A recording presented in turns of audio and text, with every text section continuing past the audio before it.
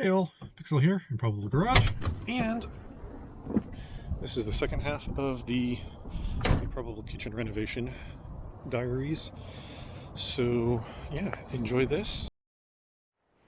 Alright, another update.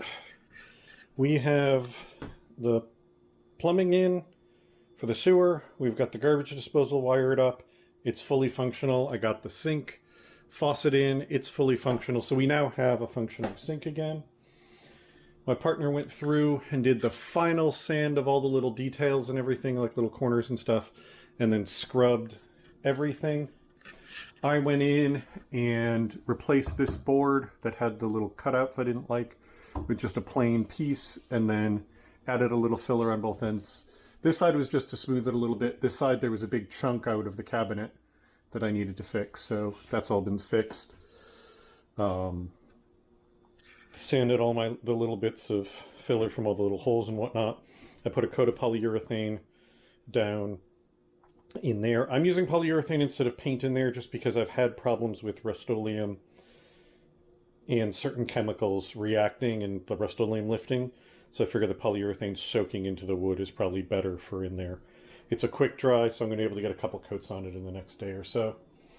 In theory, we are at the point now where we just need to mask off the slate to protect it, mask off the floor to protect it, and then give everything a quick wipe down to get any last little bits of dust off, and then we can put paint on all these frames. Alright, it's the next day. This is all dried. Theoretically it should be ready to be sanded, but it isn't. The paint is dry to the touch, but I've been finding a lot of drips, and because the drips are much thicker, they're not dry. So I can't risk starting to sand until I'll be able to sand out the drips.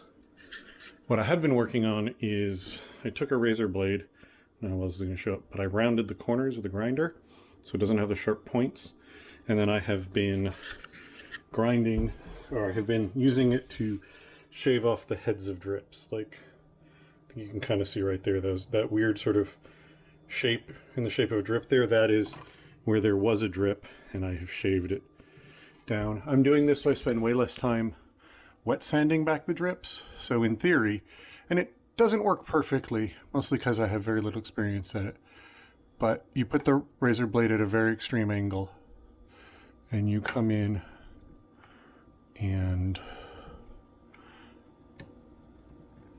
see, this is the underlying paint here is thicker and therefore also not completely dry. But this is easier with two hands because you can kind of control the razor blade better. But you can see I knocked the heads off of those drips. And I'll kind of come back in with both hands and get a little bit more. But it just makes it less of a step to be trying to sand. So I'm not waiting for that to dry and then also trying to sand down this much thicker layer of paint without, taking off the paint near it. Hey, for once you get an in progress instead of a I just did. So, finishing up the slate, we'll get to this in a minute, I've cut the pieces for the backsplash. This one's nice and simple, it's just 6 inches high.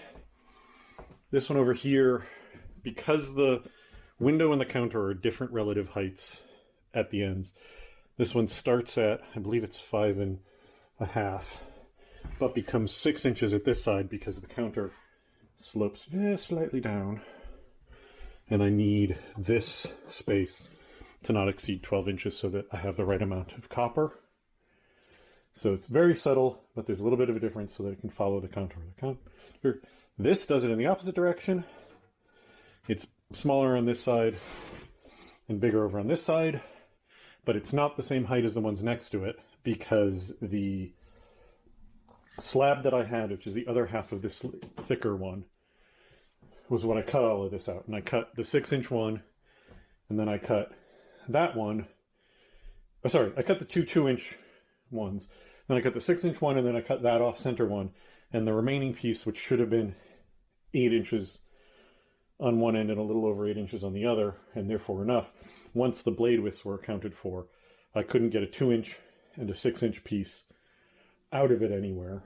So what I did was took 2 inches off the bottom where it was damaged. This is the one that had that big spall broken out of it. There's half of the spall right there. And then the remaining bit, after I'd cut that out, ended up being this. And you can see it's a very small height difference, but it'll be basically invisible because you'll have the very slight bit here that you'd have to look for. Then the lower height and slight gap will be hidden under this because it's going to be that far back. So you'd have to crouch down to see, and therefore you're also, the height difference on this side is larger, but you still won't be able to notice it unless you look for it because it'll be hidden under there. So that is 100% acceptable to me because it'll be basically invisible. These panels still need to be cleaned. They're still covered in dust. They need to be cleaned. They need to have the edges rounded off up here and this edge cleaned up just a little bit so that it can take the grout sealant, and then the backs need to be sanded so they'll stick. And then obviously I have to put the copper up before I stick them over it. This I'm much closer to working on. This is the front edge here. So I've got one 58-inch piece, another 58-inch piece, and then between these two was going to be the rest of it, but I ran into a complication. The plan was to use this one and run it as far as I could, and then the little extra was going to be cut from this one. But this piece of wood that seals up, this was a 2 cabinet unit. This piece of wood that seals up the other side sticks up, is just a little bit wider than the edge of our countertop and is just a little bit less. These are 2 inches. My countertop is not 2 inches. My counter is a little, I believe it's a little over 1.5 inches, but I made these 2 inches because 1, easy number to remember, and 2, this would just be more stable than a narrower stripe. So that's why that is, but that leads to the problem of, I can't show you, but if I were to put this piece here, my choices are either to have it up on top of this wood and then therefore not against the edge here and cant it out a very tiny amount, or if it's sitting on top of this wood, it sticks up on a 1/16 of an inch or so above. So I couldn't run one piece here easily. So my solution was I took this piece and it runs from the end of that one to just before this, and then I'm either going to take this and grind away a little, because I might be able to just grind a slight cove along the back here and make that piece, or I will take this and grind it shorter because this will all be hidden behind the stove, so it doesn't matter if that bottom edge is a little not great as long as the top piece is flush. But I'm not worrying about that right now. That's a separate, I've decided that's a separate project. This is the back side. They've had all the paint and stuff ground off of them with I think it's 80 grit, so it's got a nice tooth for the adhesive to stick to. So on the front side of these holes have been drilled with a masonry bit, and then a second masonry bit was drilled so that they're countersunk. So these screws sit flush. This has been measured from the top down 1/16, which puts it exactly in the middle of the piece of plywood that's here for maximum grip. So the plan is, once these are dry, and then essentially what's going to happen is each piece starting at that end is going to get adhesive pretty much connecting these dots, because that also helps me know where the wood is, and a very, very tiny bit of the black caulking probably along this where the slate's going to be. Then these are going to be taken, they're going to be stuck on the front, and one of us is going to hold it so the top is perfectly flush while the other one pre-drills the 2 end holes and puts a screw in. At that point it'll be held in place. We can drill all the other holes, secure it down. The screws are twofold for me. One, it's to keep them in place while it's drying, but it's also to add a mechanical connection to the glue connection. I don't entirely trust the glue because it's only sticking to the edge of a piece of plywood, because the foam board, backer board here, is not going to do much structurally, and I can't put the glue on the slate to slate connection because that risks the ugly construction adhesive being visible in this seam. So I don't quite trust that glue only on the edge of a piece of plywood is going to keep this 2-inch piece of slate in place. So it adds to that. This also allows it to be secured in place while it's drying. That I feel is going to give me a good connection, and because I'm using these really pretty brass screws, it'll make a nice detail along the front that I don't have to try and hide or something. The plan is to treat these once everything's done so that they patina, so that they're not bright anymore. All right, temporarily lost the camera in a pile of stuff, so I got a little bit done that I didn't film. This still needs a bit of sanding. Like, most of it is perfectly flush, but over here, because of this joint here and this joint here, the counter actually kind of does that. Remember, this one was taller. So it's high over here, it's low over here, and then it's high over here again. So I do have to sand those two. I'm going to sand this to accommodate. This I'm not going to sand anywhere near as much, but I am going to do a little bit of sanding, if nothing else, just to round this down so that when I put the grout in here, it'll just have a cleaner result. And then over here, the end spalled at the last minute, and I didn't have another piece of this to cut because I also had to cut the backsplash, so that's going to have to get filled. And then this piece, for whatever bloody reason, no matter how many times I tried to get it right, this piece just pushed itself up at the last minute. So that needs to also be sanded down. But overall, I'm really happy. Like, this is going to sand easily. The slate sands absurdly well. The worst part is either I'm going to have to make this room dusty or I'm going to have to wet sand this and make a mess. That's really the only downside. But it should otherwise be pretty quick and easy. I did already round the other surfaces on this so that there wasn't any sharps. Like, I can do this and there's no sharp edges. The backsplash pieces are cut, but I haven't sanded and cleaned them up, and I haven't removed the paint from the back that'll allow the adhesive to stick because I'm doing the copper. This piece has been cut for the plug, and then scuffed. This is about to get stuck to the wall. Already stuck this one to the wall. Came out pretty good, except I either mismeasured this or miswrote my number. I don't remember now, but this is a 1/2 inch higher than it should be. So I'm going to have to get a much larger than usual plate cover or something to cover that, which really sucks, but if that's the worst part of it, I can live with it. It tucks behind here because there is a gap there. And then the piece of trim over here will be over it to hide this edge. The top is close enough. I'm pretty sure I can just put a bead of black sealant and then just wipe it off and get a nice clean edge there and down the side. And then this edge, this is going to be up above it just by a tiny bit. And same thing, I'm going to actually sand the back of it with a slight angle so I can put a bead of sealant in there so I can seal it to the wall for, so if water gets on it, it won't get behind it. This piece unfortunately cracked while we were doing other stuff. We didn't realize there was something under it and put a little bit of weight on it, and it cracked. But fortunately, it doesn't have to support itself or anything. It's going to be completely glued to the wall, so this shouldn't be a big deal.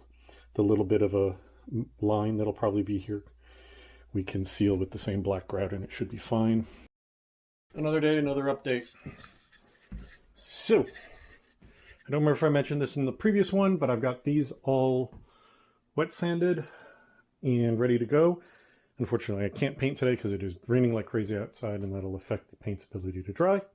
So instead, I'm gluing stuff to stuff.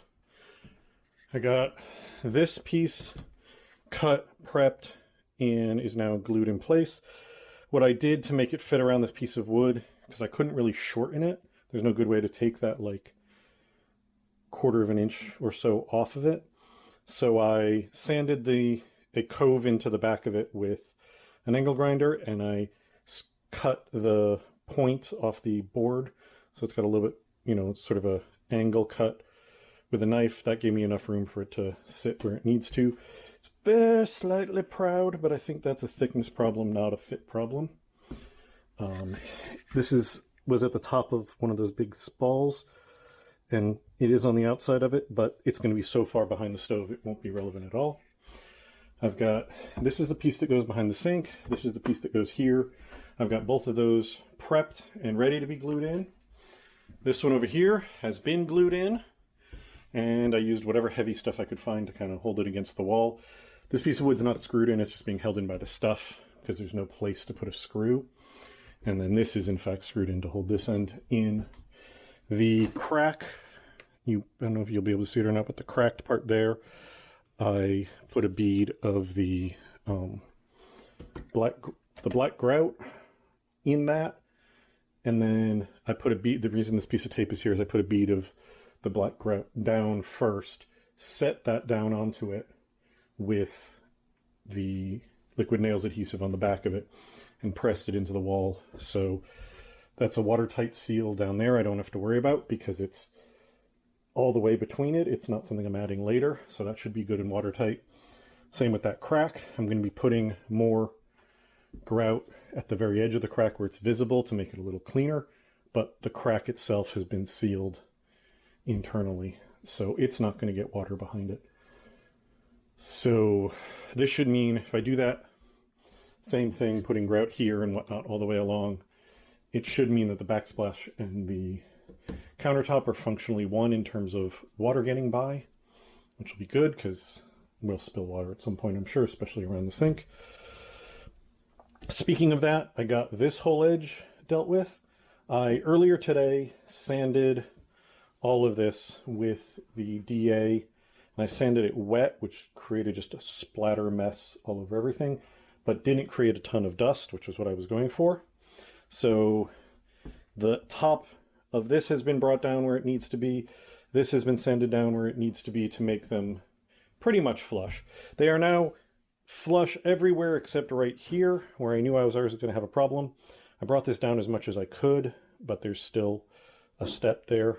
And then I ran 2 pieces of tape, filled this with the black grout, cleaned it, peeled the tape up, and then there's a couple of spots, especially over here, where I put more grout down, and the grout's on the slate a bit, but that was just a necessary evil to make this transition as nice as possible.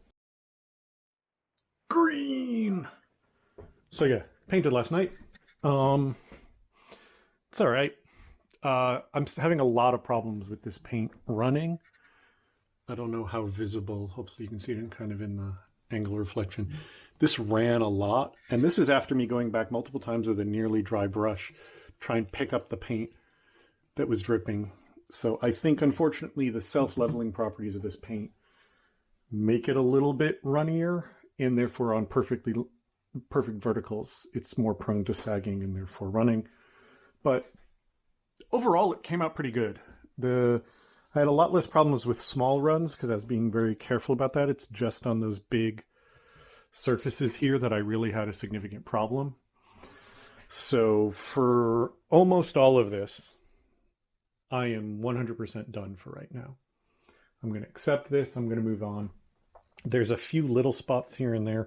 I can't even show them to you because they won't show up on camera, where I had to sand through the paint to fix the prior issues. And then when I repainted that, you can still sort of faintly see the area that was bare wood. But I'm going to go in and very carefully sort of touch those up where I can. As far as these runs, I'm going to leave them for now. I'm going to let all of this cure, probably for like a month, so it's good and hard. And then I may come back in and try and buff this down. Alternately, I may, if I get really enthusiastic, I may come in and give this a quick sand, not even trying to really knock down the drips, but just to scuff the surface and just repaint these panels to give them yet more material on them. So again, much later when it's all had a chance to cure, I can come in and try and wet sand that and polish it smoother so it looks better, but I'm okay with it. The only thing I'm going to do a third coat on definitely is this sill here. This had some water damage because the stuff that was on it had failed, and I'm basically kind of using this paint to seal the wood and fix that. So you can see it's still got some cracking visible and some texture visible. So what I'm going to do with this is definitely going to get, in a couple of days, sanded, scuffed so that I can put more paint on it, and then it's going to get another coat of paint so that hopefully that'll make that look properly good. I've got this glued up. You can see my clever clamping method. Just like the other one, I ran the black sealant on the bottom and where those meet, and then fitted this in place with construction adhesive so that it'll be locked in there nice and good. So that means that tomorrow I can hopefully get this one in, and tonight I'm probably going to try and get the copper and the other pieces on this wall, because now that this is painted, now that this piece is in and sealed up, if I can get the copper and the 2 pieces of slate back here, I can think about getting the stove back in. So unfortunately, I'm not going to be putting slate on this wall anymore because I had almost an entire sheet with just a corner with just a part of it broken off. That meant I was going to have tons of extra slate. Unfortunately, in the wind and rain and snow disgustingness of the last couple of days, at some point that got blown over and most of it shattered. I have enough that when I build out the counter in this wall, I have enough to do the countertop there and the backsplash, but I don't have enough to have the spare to do this and also that, which I did before. So that's a bummer, but it's okay. I'm just going to find something to put on this wall. I have some paneling or something somewhere in the basement, I'm sure. All right, so dishwasher's in. That was a faff and a half. We were careful when building this to make sure that we had enough. We were bigger than the minimum clearance. What we didn't realize was we were way smaller. We were way bigger than the minimum clearance, so it looked absurd when it was in here. So we ended up adding a spacer piece at the top and a spacer piece at the side. Also, to secure this in place, this spacer piece is like 3.5, 4 inches wide, and it goes back far enough that this can be secured to it. So it's now in place, it's now all proper. Getting it leveled was kind of a pain and all of that, but it works. We ran it last night to just make sure. It's totally functional. Wow, that glare is really bad. Hang on. Any better? That's a little bit better. We ran it last night. Works fine. This is a Medea. They're apparently a Chinese brand that makes appliances for a lot of the big names you know. They make appliances that the big names put their labels on, and they've decided to start selling them directly. So they're way less expensive than a lot of the big names with similar quality because they're the same one who's building them. So figured we'd give that a shot. Yeah, happy with this so far. We ordered this through Amazon. When it showed up, the top up there was crunched like something heavy had been put on it. But this is a one-piece tub, so what I just did was hammered that back up, and it's fine. Like, if you look carefully, you can see dents back there. But I don't care, because I care about functionality. I don't care about sending it back and getting another one and hoping that one's not dented. Just so that there's the part of it I'll never see doesn't have some slight creases in it. That's all glued in place. Today is going to be that one probably, and the copper over there. I pulled everything off the counter because we're done painting up here. It's absolutely disgusting because there was dust under it and it got wet, so it's all just gross. So this all needs a cleaning, but it looks like a kitchen now. Like, move this, you can kind of see now. You can kind of see what our final thing is. Green cabinets, the slate countertop, the copper backsplash, the other green cabinets. It's come out exactly the way I want it to. Really happy. Updates! So I'm not 100% sure where I stopped last time. Time is a blur now, but the pieces around that have now gotten 2 coats of paint. I also realized that I had leaned against the paint over here and put some texture in it with my jeans. So that got a quick sand, and then that got repainted again to just make that all nice and smooth. This around here could be a little smoother because I did no prep on the wood before I put it in, but it's fine. We got the whole backsplash is now in all the way around, including this piece, and all the seams have been sealed with the silicone grout. This was already cracked. This cracked in the garage, but we realized we could use a piece here just fine with the crack, so that's there. This is in, it's wired up, it's all working. I did have to put 2 wood blocks here and here to give it something to screw into, but it's good. Those cabinets have been cleaned out, shelves have been put back in. These were cleaned and put back in. Shelf liner's been put in here and here. These are now ready to have stuff put back in them. But the big thing I've been working on is sealing in the slate. So I got this stuff, George's Clubhouse Wax. I got this from Woodcraft. It is beeswax with just enough food grade mineral oil in it to make it not rock solid. And what I'm doing is sealing the surface with it. I'm buffing it in and then buffing it out, and it fills the pores in the stone and prevents other things from soaking in. I don't know if you've noticed in prior videos, but if water gets on this, it'll soak in a little bit. It doesn't soak through the slate, but it'll soak into it a little bit, and it takes a while for it to evaporate off.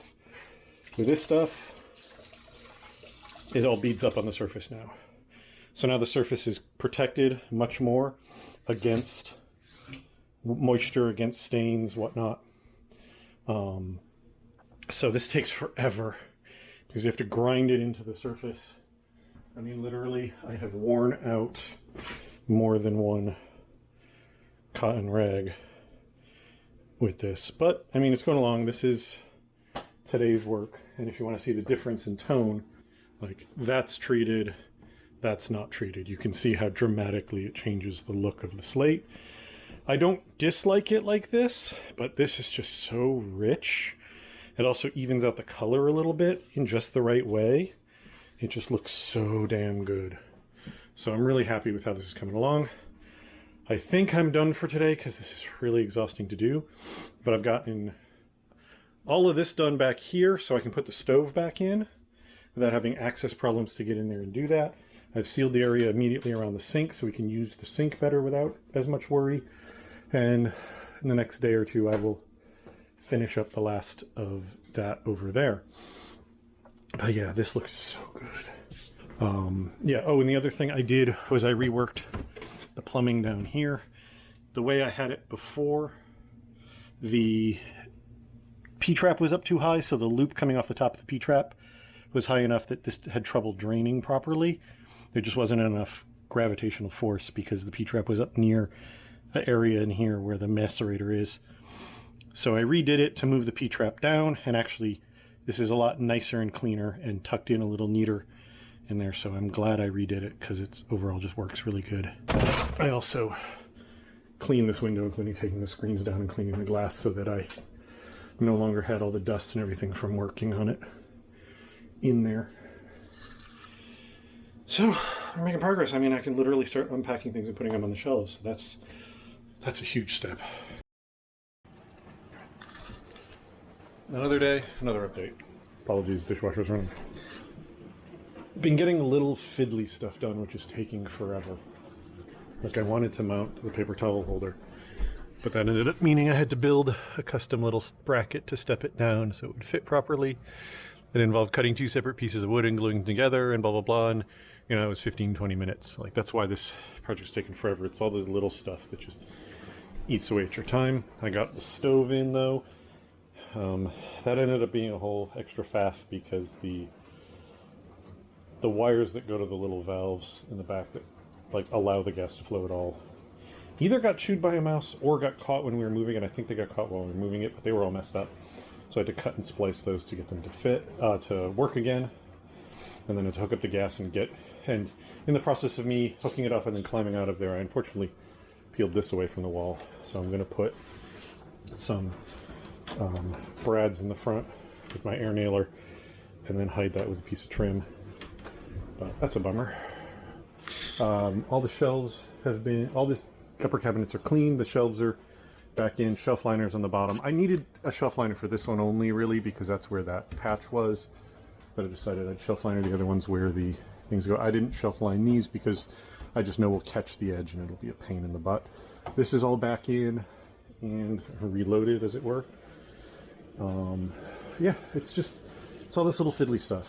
The drawers, I went out to the garage and there were a couple that were loose. I glued those, and all of them got a couple of brad nails on either side just to make sure that they're nice and solid, because I don't want to put everything together and then have a drawer start being loose and floppy. Yeah, so I'm getting at it, but everything has slowed now to a crawl. There's going to be another big burst when we're finally doing sanding and painting of doors, where I feel like I'm accomplishing something. Right now it's all this little fiddly stuff, but I'm getting there. I just wish I was getting there a little bit faster. So another day, another update. I give the stove a really thorough scrub, so it's all set. I finished waxing the rest of the countertop over here, so this is all done. And it looks so good. Look at it. And then, so you can see, like, that's a scratch right there. if I buff that with just a rag with a little bit of the wax on it, that'll go right away. And then once I've got a good layer of that on, apparently that's all I'm really going to have to do is just like anytime there's a mark, just have a rag with a little bit of that on it. Clean the microwave, put it back. Clean the toaster, put it back. We're slowly getting stuff back into cabinets over here. Unfortunately, a lot of this stuff, some of it was stored well enough that it was fine, but other stuff wasn't stored well enough. And we discovered it had a layer of dust from the construction on it. So like that stuff needs to be washed. You know, we were working our way through cleaning it, putting it away. Hello and welcome to the basement rumpus room, because I'm painting stuff. So a thing I've been dealing with painting everything, you saw it in the cabinets, what's been happening with these two is, where can I set this? There we go. If you look at this from an angle, you can see the really bad Ripley brush strokes. There's also a bunch of dust in that, ignore that. Unfortunately, down here there's always dust, but there's nothing I can do about that. That's just something I was going to deal with anyway. But I've been dealing with terrible brush strokes for all of it. And the can, if I can find one that isn't completely coated in paint, the can of this stuff says that you should use a brush. If you use a roller, go over it with a brush to smooth it out. So that's meant I was like, well, there's no point in using a brush if I have to go over it with a roller anyway. Well, out of frustration, because it's not just put a coat on, give it a quick sand, put another coat on. It's been put a coat on, wet sand it with a block to get the worst of the high spots out, and then scuff it to get the low spots out, and then put another coat on and still have that Ripley finish. So I decided, screw it, I'll give these a shot. Cabinet indoor little foam rollers. And oh my God, does it work so much better. Like, this one's probably one of the worst ones, and even that just looks like it's got orange peel like you would get the poor quality spray jobs. So many of these are like, this is on its, that's a first coat, so that's part of it probably. These are on their second coat, and these are unbelievably smoother. These are such that if I give them a wet sand and a polish, they're probably going to look glassy smooth. Which honestly has to be so frustrating, because like I've been dealing with this poor quality, doing it the way they said, specifically not doing the thing they said not to do. And the minute I did the thing they said not to do, suddenly they look so much better.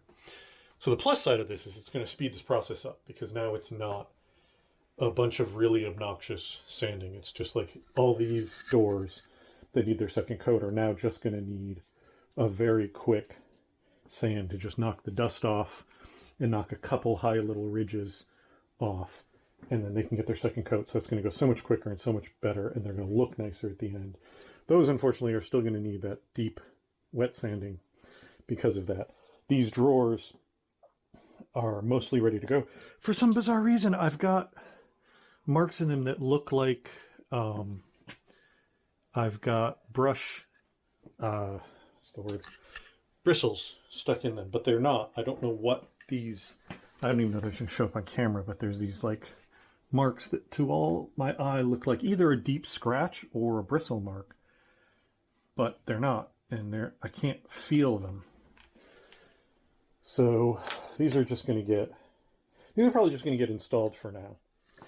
And then my plan all along has been install them,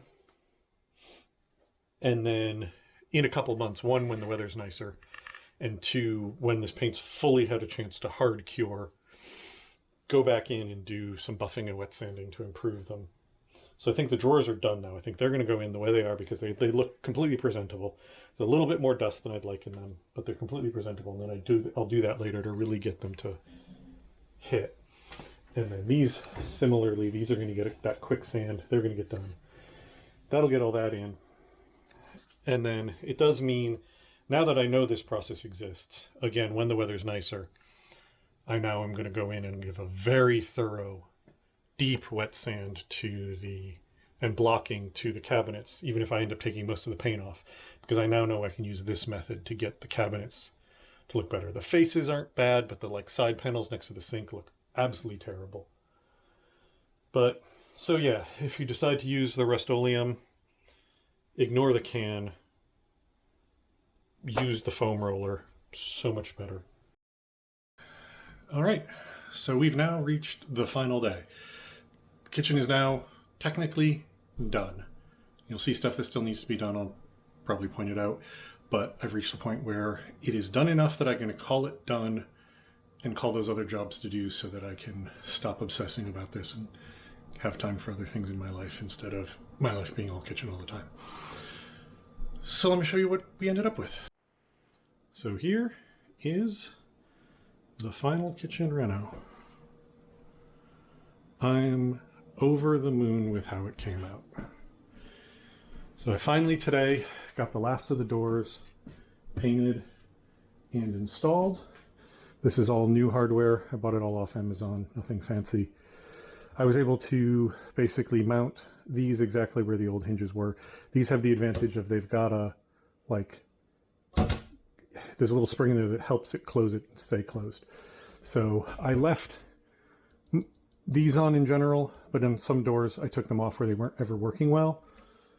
And then these I did have to re-drill to make them fit, but they ended up looking really good. I really love how the color works with the rest of the colors of this. So yeah, everything's in. That drawer needs to be custom rebuilt. So that's why there's nothing there right now. The drawer that was there was in really bad shape. I'm going to be building a custom drawer there. And this door used to be this door because the door that was there was also damaged from, both of them are from the stove hitting it. So it was easier to fill the holes on that door and mount it over here upside down from where it used to be than it was to try and fix the damage to that door. So the door that was there is going to get cut down and then, you know, the edge routed to become the new drawer front when that gets rebuilt, but that is a separate project. Everything else is all back in, everything, you know, the cabinets are all back full of their stuff. I did have a couple little things when I went to put this door in. It hit this because it sticks out further than the old one did. The old one was much tighter curve. So all I did was shifted this over so it's now tight against this side instead of this side. And that gives me the clearance that it needs to fit. But I love how it came out.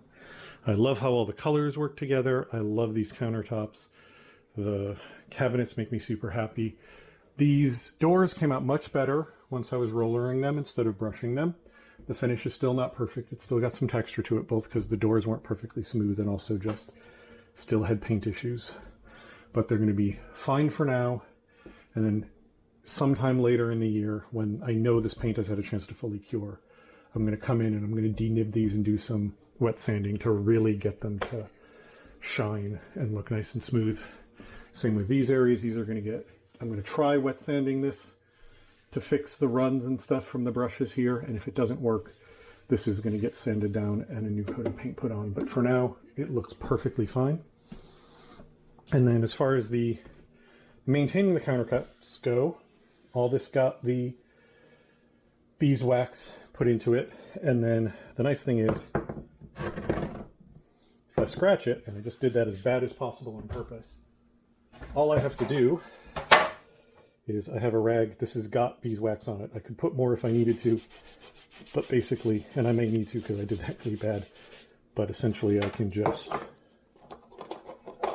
it's really hard to do one-handed with my offhand.